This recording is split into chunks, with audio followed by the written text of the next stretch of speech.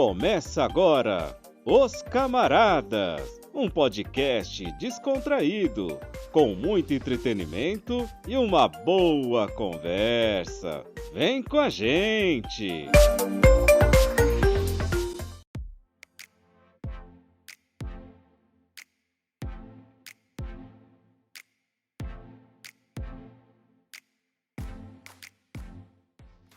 Fala aí, galera, beleza? Eu sou Alex Oliveira e estamos começando mais um podcast aqui, Os Camaradas. Tudo certo? Muito bom dia, boa tarde, boa noite, boa madrugada, dependendo do horário que vocês irão nos ouvir, né? E chamando ele, Tadeu Soares. Fala, Tadeu. Fala aí, Alex, beleza? Bom dia, boa tarde, boa noite, boa madrugada aí pra galera aí que vai nos ouvir. E mais um podcast de Os Camaradas ou os... Deixa pra lá, né, Alex? Melhor não, né? Fala, Gaúcho, contigo, meu camarada. Fala aí, Tadeu, fala aí, gurizada, beleza? É mais um prazer inenarrável estar aqui novamente, né? E mandar aquele abraço pra todo mundo aí e chamar também para entrar aqui na conversa conosco o Marcelo Terci. Fala aí, meu camarada. Fala aí, meus camaradas, como é que vocês estão aí? Tudo bem? Boa noite, bom dia, boa madrugada para todo mundo aqui. Mais um podcast muito especial aqui, mais um papo bem agradável. E isso aí, manda aí, Oliveira. Com certeza, né, Marcelão? E sem delongas, vamos dar início aqui, vou chamá-la, né? Priscila Gomes, seja bem-vinda, Priscila, boa noite, tudo bem? Boa noite, tudo bom? É um prazer estar com vocês aqui, conversando, compartilhando um pouquinho de conhecimento, um pouquinho da minha história. Tenho certeza que vai ser um momento muito especial, um tempo muito bacana aí, sem dúvida. Eu não tenho dúvidas, né? Hoje aqui é 10 de outubro de 2022, né? E, coincidentemente, né, nesta data aí é comemorado o Dia da saúde mental, ó.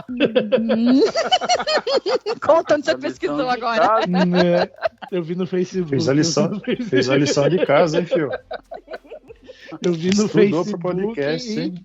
como diz Marcelo Terci, né? Você está num bate-papo. Como é que é, Marcelo? Não, uma conversa não muito organizada. Muito organizado. Bagunça organizada. Uma bagunça organizada. Muito bom. Priscila, brigadão, viu? Mais uma vez aí, obrigado pelo tempo disponibilizado aqui conosco, Imagina. né?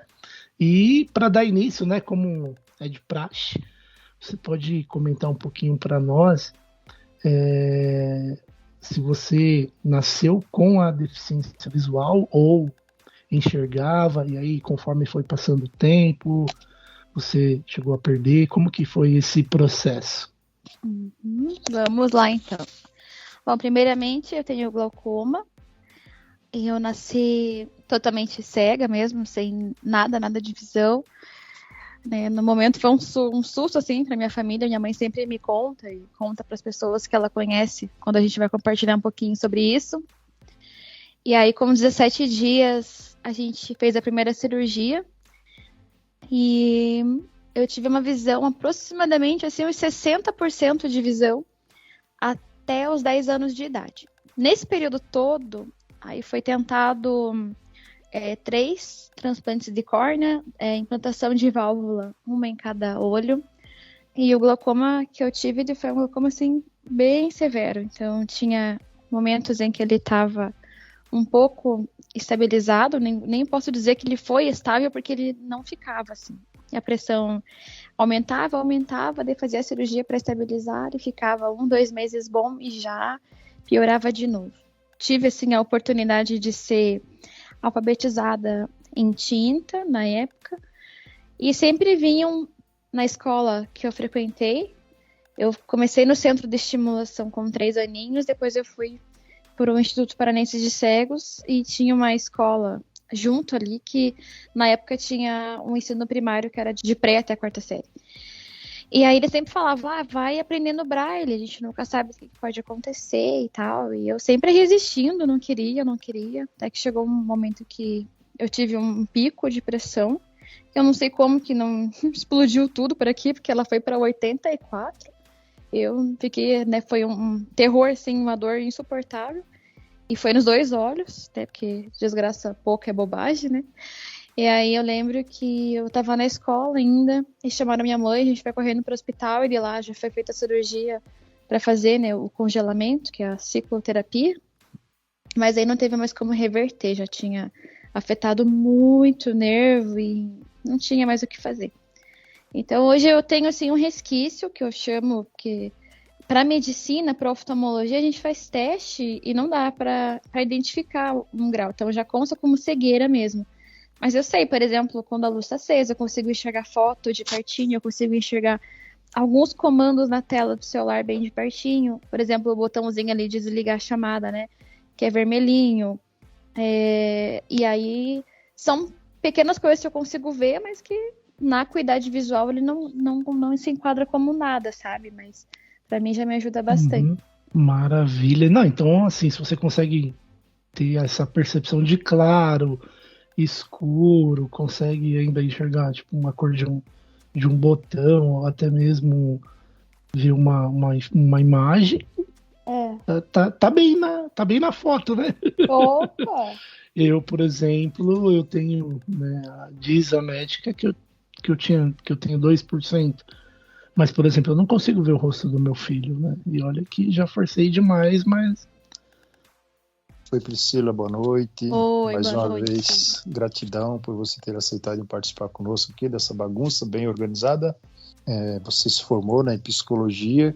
Conta um pouco para a galera aí como que foi, né? Porque aí você já tinha perdido a visão.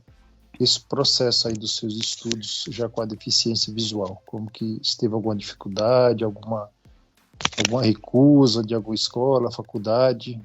Como que foi essa fase para você? Sim. Nossa, bem desafiador. Na minha época, ainda estava iniciando essa questão das escolas regulares aceitarem a pessoa com deficiência sem que ficasse naquelas classes de especial que eles chamavam. E eu lembro que assim que eu perdi a visão, que foi compreendido que não ia dar mais para reverter, eu até falei para minha mãe na época assim, falei, mãe, eu quero voltar a estudar, mas eu quero ir numa escola que tenha crianças que não têm deficiência. Mas vai ser pior para você e tal. E assim, na boa intenção, às vezes o pai e a mãe querem proteger. Só que às vezes o sofrimento acaba ensinando mais do que o próprio zelo de ficar na redoma ali dentro de casa, numa escola adaptada e assim por diante. E eu lembro que a primeira escola que a gente foi era bem pertinho de casa, assim, na época. E aí eu cheguei toda feliz com ela e tal. E aí a diretora falou assim, não, é que a gente não pode receber, a gente não tem nem classe especial, não dá. Aí eu fiquei muito mal, assim, e consegui uma outra escola que era mais longe, mas lá eles aceitaram. E aí, na época, eu saí do Instituto Paranense de Cegos e fui para um outro centro de apoio, que daí lá eu só fazia 2 vezes na semana e na escola regular todos os dias. Eu fui até conseguir finalizar o ensino médio. Em 2005... eu consegui uma bolsa 100% num colégio particular que a gente tem aqui em Curitiba, que é um colégio muito bom. E aí, conversando, vinculado com a instituição que era parceira desse colégio, a instituição, ela era para pessoas com deficiência visual, eles concediam essas bolsas, assim. Então, eu consegui fazer da 8ª série até o ensino médio nesse colégio. Isso foi muito bom para a base, assim, para depois conseguir... fazer outros concursos e provas. A base ela foi muito, muito importante nesse sentido. Na época era braille, não tinha outra coisa. Então era braille na escola, braille para curso, braille para tudo. Foi uma resistência lá que eu tive quando era pequenininha. Hoje o braille eu não dispenso. Não estudo mais, não leio mais em braille, lógico, né? Mas para coisas funcionais é super útil. O meu sonho, sempre, sempre na vida foi... eu queria ser médica. Então, eu achava que com a visão que eu tinha, eu consegui. Talvez eu conseguisse mesmo, mas com a perda da visão, não deu. Até sei que tem médicos que são cegos, assim, mas são poucos e nem sei como que faria hoje, assim. Mas daí eu, por ter passado por esse período de aceitação e tudo mais, acabei entendendo que tinha uma força aqui que eu podia usar e queimar todo esse combustível em questão de aprendizado para poder fazer uma formação que cuidasse das pessoas, mas não da saúde física, mas da saúde emocional, que hoje eu sei que também faz parte da saúde física. Não tem como a gente dizer que tá bem, se a nossa mente não tá bem. E aí fui para a universidade. Nessa época, a minha mãe sempre me apoiando e eu fiz inscrição sozinha, só comuniquei onde era, que eu não sabia onde era na época, e ela me levou, me ensinou o trajeto para aprendendo lá com a bengala e tal. Deu tudo certo. Foi um período desafiador também. Foram 5 anos de formação, com 5 campos de estágio prático e todas as disciplinas teóricas, incluindo laboratório, análise de comportamento com ratinhos, toda a parte neurológica. Eu fui desbravando caminhos, assim. Eu acredito que, como grande parte das coisas da minha vida, assim, eu tive o privilégio de ser a primeira. Então, levei algumas surras aí ao longo da minha história. Eu me lembro, assim, de uma situação bem pontual, de uma disciplina que eu tinha estudado muito para a prova, assim, porque era uma matéria que eu gostava pra caramba, me identificava muito. E todas as provas eles levavam num pendrive, no Word, então eu fazia junto com o pessoal, né? Fazia no notebook e o pessoal fazia a prova impressa. E aí a professora falou assim, esqueci o pendrive, vai semana que vem. Eu falei, não, eu estudei, eu quero fazer hoje. Que diferença faz? Faz semana que vem, fica aí escutando música. E eu achei um desaforo. Eu falei, não, você vai atrás da minha prova agora, porque eu estudei tanto quanto qualquer pessoa que tá aqui dentro. E eu quero fazer a prova. Então desça na coordenação e pergunte pra secretária onde que tá o pendrive, daí se acharem você faz. Aí fui, bem feliz, né? Só que não. Desci, falei com a coordenadora, expliquei o que tinha acontecido, resgataram a prova.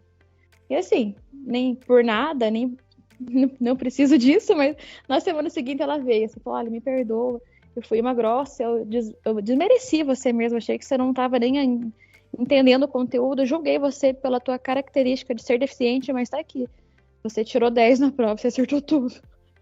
E ela não queria me deixar fazer a prova, mas ela mesma depois teve que reconhecer. Então, assim, uma situação que ilustra tantas outras, eu acho que nada diferente de que muita realidade de pessoas que vão estar nos ouvindo, de vocês que estão aqui também comigo, né, fazendo esse tempo tão especial de conversa, que a gente acaba sendo desqualificado por aquilo que as pessoas acham que a gente acham que a gente pode fazer. E é uma triste realidade, mas que a gente possa usar isso como força para continuar avançando. É isso aí. Isso aí. Priscila, tudo bem?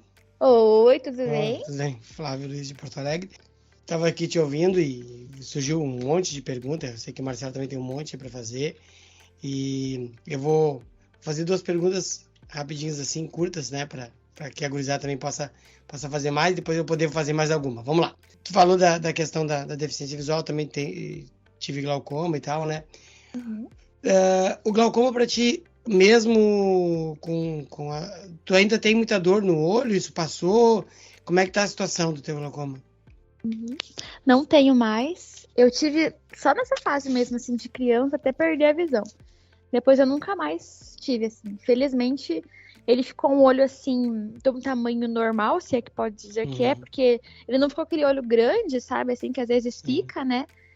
O meu avô tem glaucoma e ele tinha o olho, assim, bem grande, até chegou a perder o líquido mesmo do olho, conforme os anos foram passando, mas o meu não, ele ficou num tamanho normal, tirando, né, o direito que ele atrofiou, então ele ficou pequenininho, e o esquerdo ficou num tamanho normal, mas assim, nunca mais tive crise, nunca mais eu aumentou. Né? A cor deformou. A cor, né? A cor deformou. Uhum. E tu usa bengala, tu usa cão-guia, como é que tu te locomove pela cidade, assim, em geral? Eu uso bengala. Cão-guia eu nunca cogitei a possibilidade de ter, eu acho legal, mas assim, pro meu dia a dia, eu vejo assim que acaba não se enquadrando muito, mas eu acho muito legal.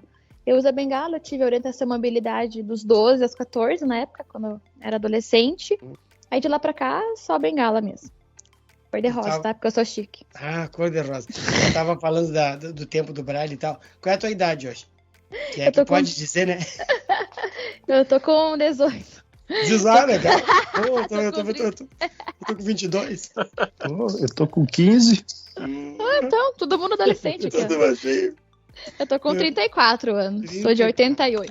88. 88 eu já fazendo muita folia. Tô me sentindo velho, viu? Puxa vida. Eu vou fazer 36 agora, dia 14 de outubro. Hein? De minha parte, Sexta-feira. passa a Priscila pro Marcelo aí, Marcelo. Oi, Priscila, um prazer muito grande ter você aqui com a gente. Ai, obrigada. Depois de muito tempo, né? Então, Priscila, primeiro eu queria que você dissesse o seguinte: se você é casada, falasse um pouquinho da sua princesinha aí, e os seus atendimentos são particulares, você atende pelo SUS também, né? Conta um pouquinho aí da sua agenda. Então, tá bom. Bom, eu sou casada faz 3 anos. Estamos no relacionamento no total de namoro, noivado faz 5 anos. Meu marido é o Gabriel Metzler, para quem está nos ouvindo pode ser que conheça. Nós temos uma filha, Giovana, está com 8 meses. Deu um sustão na gente aí no começo do ano, que ela nasceu prematura. Mas felizmente, graças a Deus, está bem, está se desenvolvendo super bem. Ela não tem a deficiência visual, era um grande medo que a gente tinha. E é engraçado como a vida ela vai mudando as prioridades, assim. Eu sempre tive medo de que ela tivesse a deficiência visual. E quando eu soube que ela ia nascer antes do tempo, acho que uns 2 meses antes que ela nasceu, a única coisa que eu queria é que ela nascesse viva. Então, tanto faz o glaucoma, não glaucoma, já não interessava mais. E eu lembro que eu sempre incomodava a minha ginecologista. Ai, doutora, quando ela nascer, não me esconda, se o olho veio com uma coloração diferente, se já der pra medir a pressão, eu quero saber. Eu lembro que daí no dia do parto, que foi de emergência, ela falou assim, vamos ter que conhecer o amor da sua vida hoje. Eu pensei, eu só quero que ela nasça respirando. Então, quando a necessidade bate na porta, realmente aquilo que é prioridade vai ocupar o lugar da prioridade. Então, eu atendo particular aqui em Curitiba, atendo presencial e também atendo online em todos os lugares do Brasil, que a internet não tem limites, né? Tanto no presencial quanto no online eu faço particular e plano de saúde, então a maioria dos convênios acaba tendo essa abertura. Isso teve um grande avanço com a pandemia, então todas as operadoras precisaram também se adaptar com essa realidade de atender online. Isso facilita muito para quem tem o convênio, para a gente que atende pelo convênio, é um ganho para as duas partes. E eu também sou servidora pública, atendo pelo SUS, em uma cidade aqui da região metropolitana de Curitiba, e lá aí é 100% SUS. Lá eu faço um pouquinho mais da metade da minha agenda do dia e os outros horários eu faço o atendimento aí particular e por plano de saúde. Então, Priscila, eu gostaria que você dissesse aí, assim, dos casos que você atende, quais são os que mais aparecem aí no teu cotidiano, aí no seu serviço? Hoje eu tenho percebido assim, uma crescente absurda e assustadora de ansiedade. A ansiedade vem como o número 1 de busca. Claro que ela não vem assim, estou ansioso. Então ela aparece assim, eu tô com um excesso de preocupação com os cuidados com meu filho. Eu não consigo desgrudar dele por nem 1 minuto. Eu não tô conseguindo dormir. Ou outros casos, tô comendo em excesso, ou fumando demais, né? Que tem muita questão do tabagismo também. E aí, num segundo lugar, vem a depressão. Então, são os principais, assim, que aparecem. Já num terceiro, um transtorno bipolar. Então, se eu pudesse, assim, colocar nessas categorias de primeiro, segundo, terceiro, seriam os casos que mais aparecem para atendimento, tanto no nível SUS quanto no particular. Aproveitar desse mesmo embalo e perguntar assim, Priscila, claro que a gente passou esses 2 anos de pandemia, né, e a gente vê aí, tu acha que aumentou muitas pessoas ficaram com muita depressão porque morreu um familiar também? Sim, bastante. Mas sabe que ainda assim a ansiedade acaba falando mais alto. Porque no nosso entendimento assim, mais geral, e muitas pessoas pensam assim, ansioso é uma pessoa muito agitada, muito acelerada. Esse é um sintoma, mas o medo, que é a emoção que cria a sensação da ansiedade, ele é muito intenso. Então, quando começou a morrer gente, e os números altíssimos, e pessoas de perto morrendo, e aquele medo de pensar, será que eu sou o próximo? Quem mais será que eu vou perder? Então isso gerou muita ansiedade, ela apareceu até mais do que a depressão.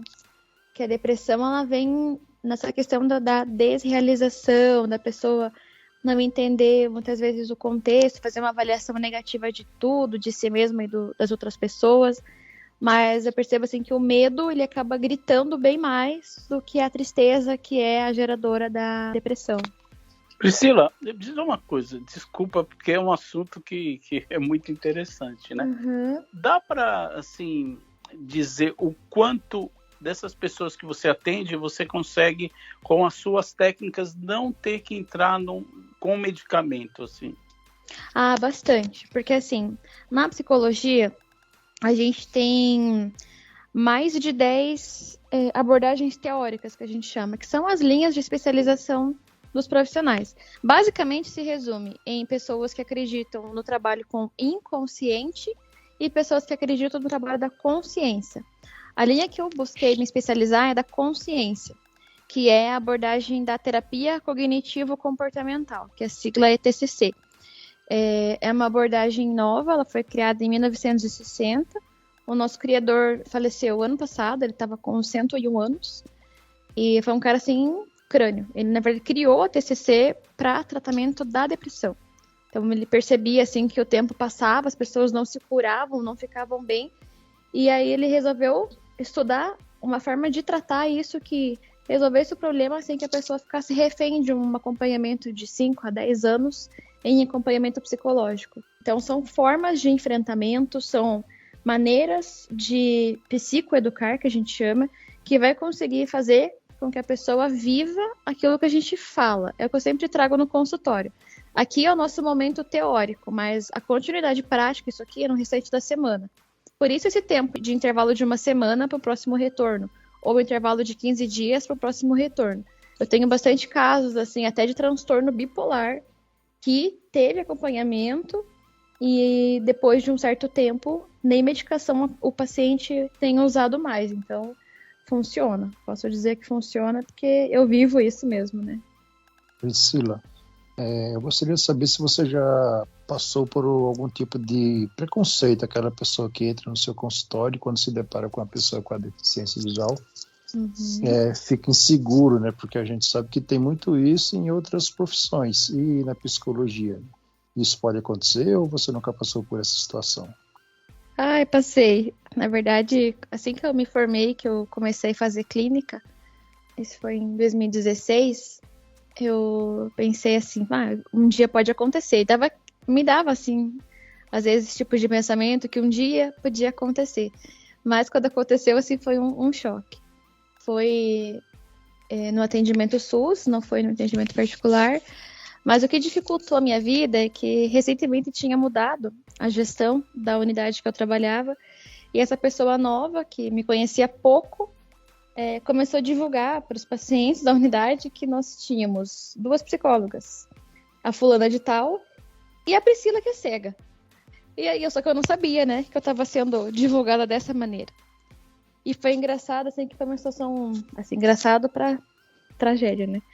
Eu estava na cozinha, eu tava almoçando, e daí chegou essa nova gestão, né, que tava lá, e falou assim, olha, fulana, Priscila, tem a tal pessoa aqui que tá para atendimento e tal, só que daí tá se negando a fazer com você porque você é cega.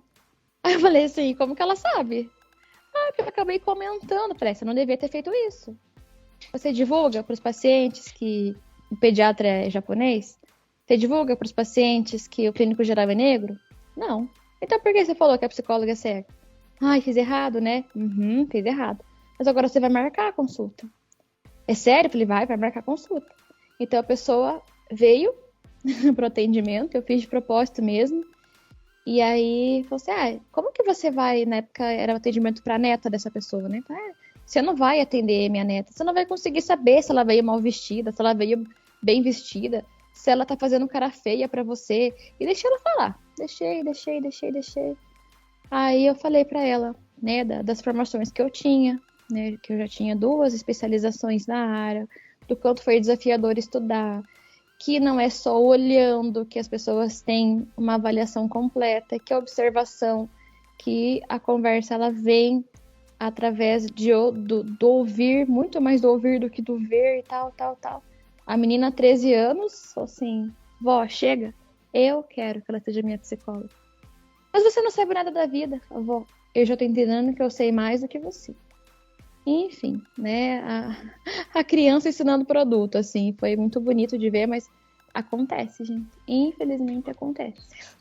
Mas ainda que ela foi na consulta, né? Podia ter simplesmente não ter marcado, ela nem ter aparecido. Rejeitado, né? É verdade. Mas ela disse que ela foi só por curiosidade mesmo, porque ela tava indo pra não deixar a neta fazer terapia comigo, mas já que eu insisti, ela ia falar na minha cara que ela não queria. Uhum. E Priscila, aí no caso dessas consultas aí, o que você usa, né, de recurso? De repente um smartphone, o próprio computador, você grava, como que... Ou tem o uso do braille ali na hora também? Sabe que a prática, ela vai dando manejos pra gente que os recursos de apoio, eles são os menos usados. Então, como que eu faço? Geralmente, eu faço consultas consecutivas no SUS. No finalzinho da manhã, eu deixo o horário sobrando já, então eu deixo uma agenda bem apertadinha, não dou intervalo entre as consultas, porque daí no final da manhã eu faço a evolução de todos eles, né? Aí eu uso o computador. Mas gravar, por exemplo, a gente não pode, né? Desde que o paciente autorize, se ele concordar, tudo bem. Mas acaba não precisando, porque quanto mais a gente usa, melhor fica, né? Então diz o ditado. Então a gente tem a escuta, ela vai ficando cada vez melhor. Então você vai acabando por memorizar aquilo que realmente interessa para a análise, para o desenvolvimento do caso dela. Então são gatilhos, né, que a gente vai programando e aí depois você recorda, assim. Então eu anoto, às vezes, assim, quando eu percebo que eu posso acabar esquecendo, eu coloco uma palavra-chave ou outra que vai me remeter àquela memória, então acaba sendo assim. E com criança eu uso todos os recursos lúdicos, brinquedo, canetinha, lápis, pecinha de montar, e é tão interessante que eles contam tudo. O que você desenhou, fulaninho? Desenhei isso. E eles se sentem importantes por me ajudar a cuidar deles. É muito lindo. Já teve aquele paciente que entra na sua sala e chega em frente ao psicólogo e trava. Não fala nada. Isso já aconteceu com você? Já. Complicado, mas né? É bem complicado. Mas como eu falo bastante e vou pegando pelas beiradas e uma coisa ou outra, sempre acaba dando certo. Eu não me lembro de ter perdido nenhum caso assim da pessoa desistir e ter chego assim mais retraída, mais quieta e nunca mais voltar. Acho que tive, mas a pessoa não desistiu do tratamento. Priscila, eu queria entrar num assunto até que você sugeriu pra gente, que é o Outubro Rosa, né? Nós estamos agora no mês de outubro. Então, bem, fala pra nós o que é o Outubro Rosa, por favor. O Outubro Rosa, então, ele foi destinado especificamente nesse sentido para o cuidado da saúde da mulher. Por conta da questão do câncer de mama, é uma iniciativa nacional e é muito importante porque o aumento do câncer de mama ele tem sido muito expressivo. Então, é uma conscientização, saúde física, mas que no nível emocional também é muito importante.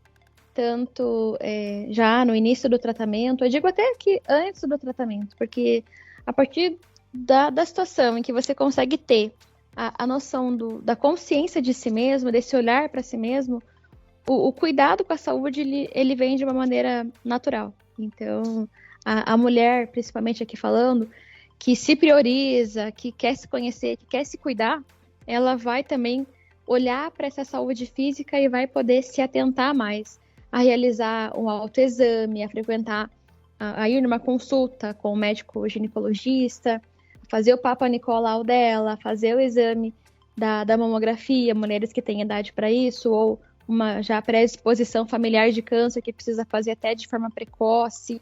Então, é uma iniciativa muito importante e que tem conseguido salvar muitas vidas, com certeza. E é legal de você falar, né, Priscila, porque é o seguinte, né, às vezes, seja uma ginecologista, seja, né, para nós aí, quando a gente faz os exames né, num urologista e tudo mais, que às vezes a pessoa fica meio retraída, tudo, mas o profissional que está lá para fazer, seja o exame de toque para os homens, seja a mamografia, né, seja algum outro tipo de exame para a mulher, eles fazem aquilo o dia inteiro, gente, né? Então, para nós, a gente está indo para um exame. Para eles, é uma coisa que... É mais um exame. É só mais um exame, né? E, na verdade, a prevenção é o melhor, né? O melhor caminho, né? E falando até da mamografia, né, que está muito em evidência, é um exame, assim, que não dói, né, Priscila? É um exame, assim, que é um pouco desagradável, é desconfortável, essa é a melhor palavra. Ele é desconfortável, né, pelo que minha esposa cita. Sim, mas não é um exame que a pessoa vai sentir dor, não é isso, Priscila? O desconforto, ele é muito... Depende da mama que a mulher tem também, sabe? Porque isso vai muito de mulher para mulher e da tolerância à dor que cada uma tem. Mas a gente, toda vez que vai fazer algo assim que, ao nosso entendimento, é difícil, é custoso, a gente tem que focar no objetivo maior. Então, às vezes, assim, 2, 3 minutos ou 5 minutos de desconforto, pode ser que salve minha vida e eu vou viver mais 80 anos. Um diagnóstico precoce, ele é muito importante. Também pode ser que eu passe por esse desconforto para identificar que eu não tenho nada. Então, continuar levando a vida de forma normal, como sempre levou. Então, buscar, assim, mentalizar isso, né? Porque senão a gente acaba não fazendo nada, não só na questão da mamografia, porque a gente mesmo, né, quanto deficiente visual, se você pensa, a gente não é indicado, a gente sai. Mas a gente precisa, né? Mas o legal dessas campanhas é que cada mês tem uma cor, né? Então, tu pensa, agora tem outubro rosa, novembro vem o novembro azul. E cada um é para lembrar justamente que a gente precisa cuidar da saúde, né? Exatamente. Mês passado a gente teve o Setembro Amarelo, que foi a prevenção ao suicídio. Então, são ações muito, muito bacanas, bem, bem pontuais e que conseguem alcançar uma grande quantidade de pessoas. Fala, Priscila, muito bom aí, viu? Muito bom mesmo o bate-papo aqui. Obrigado, né? E eu vou pedir para você, Priscila, deixar aí pra galera o seu site. Depois a gente vai deixar fixado também aí no post, né, galera? Mas se você quiser fazer aí a menção das suas redes também, onde a galera pode te encontrar, vai ser bem importante aí. Tá ótimo. E mais uma vez eu agradeço também pelo convite. É uma missão também do meu trabalho poder levar o conhecimento, poder transmitir informações e estamos aí sempre juntos. Bom, os meus canais aqui de comunicação tem o site, que é o psicologapricilagomes.com.br. Eu também estou no Instagram como psicóloga Priscila Gomes e lá também vocês vão ter a oportunidade assim de ter um contato mais próximo. Às vezes eu estou com a vida um pouco corrida, mas sempre que é possível eu estou lá compartilhando alguns stories, alguns conteúdos voltados para questões da psicologia. E eu sempre busco trazer assim, a psicologia mais descomplicada. Tirar um pouquinho essa questão da redoma de consultório. Isso já nem cabe mais para os tempos de hoje em dia. Então, quanto mais próximo estiver, menos preconceito, menos medo de chegar num psicólogo. E a psicologia realmente ela tem que ser para todos e por cada um nas suas individualidades. Então, eu já vou encaminhando aqui para concluir minha fala e focar assim, especificamente na questão da saúde da mulher. Então, você mulher que está aqui ouvindo, você marido que tem a sua esposa, sua mãe, sua irmã, enfim, uma mulher que você conhece também, é muito importante a gente ter esse olhar para si mesma, para poder se cuidar, para se valorizar, para entender o que está acontecendo com o seu corpo. E um diagnóstico de câncer nunca é o fim. É uma vírgula ao longo da escrita da sua história, que a partir daquele momento vai ter novos desafios, talvez sofrimento, angústia, mas tem solução. Então, quanto mais cedo você descobrir, você tem a oportunidade de ter um tratamento que vá alcançar a cura completa, e o suporte emocional ele é muito importante nesse momento, com certeza. Porque quando a gente passa por um desafio assim tão grande, muitas coisas vêm na cabeça, muitas dificuldades, muitos medos de como que vai ficar o corpo, de como que vai ser isso, será que eu vou aguentar um tratamento de quimioterapia, de radioterapia? E se tiver que passar por um tratamento desse, vou perder meu cabelo. O cabelo é uma das figuras, assim, da identidade da mulher que são muito poderoso, né? Então, perder o cabelo, assim, é perder a própria autoimagem. Mas você que está me ouvindo, independente do momento que você está passando, entenda, assim, que há solução. Então, a solução está aí em você, na atitude poderosa que você vai ter. Então, se permita, né, dar um toque pela vida, né? Vá ao médico, se cuide, se valorize, e não só a mulher, que é o nosso foco aqui hoje em relação ao Outubro Rosa, mas você, homem também. Nós precisamos nos cuidar. Cuidar da nossa mente, cuidar do nosso corpo, e cuidar da mente é cuidar da vida. Então, que você possa levar essa mensagem para você em todos os dias aí da sua vida. Foi um prazer estar com vocês. Foi um tempo muito, muito divertido. E realmente o melhor fica nos bastidores, né? Eu tô muito feliz de estar aqui com vocês. É isso aí. É isso aí. Pessoas Obrigado, viu, especialíssimas, Priscila? especialíssimas. Nossa, estou super feliz. Priscila, muito obrigado. Se Muito você obrigado, puder deixar viu? um abraço para Penha, lá de Ilhéus, que é sua colega psicóloga também. E ela não perde um podcast, apesar que ela está devendo aí algumas análises de podcast para nós, mas se você puder deixar um abraço para ela também. Ai, com certeza. Um abração para você. Ainda não nos conhecemos, né? Mas quem sabe um dia as oportunidades vão acabar se encontrando, viu? Sarinha Trindade, que queria ter participado conosco hoje por problemas, ela não pôde, ela ficou muito entusiasmada, né? E poder estar aqui contigo, falando com você sobre o Outubro Rosa. Ela estava afim de estar aqui mesmo. Então, Priscila, muito obrigado aí. Vambora então, turma. Vambora, então. Priscila, parabéns pela Priscila, superação, viu? Parabéns. Obrigada. Foi um podcast muito bacana. Obrigado aí pelo tempo e fui! Isso aí, galera. Beleza? Abraço. Abraço, galera. Até a próxima. Larguei!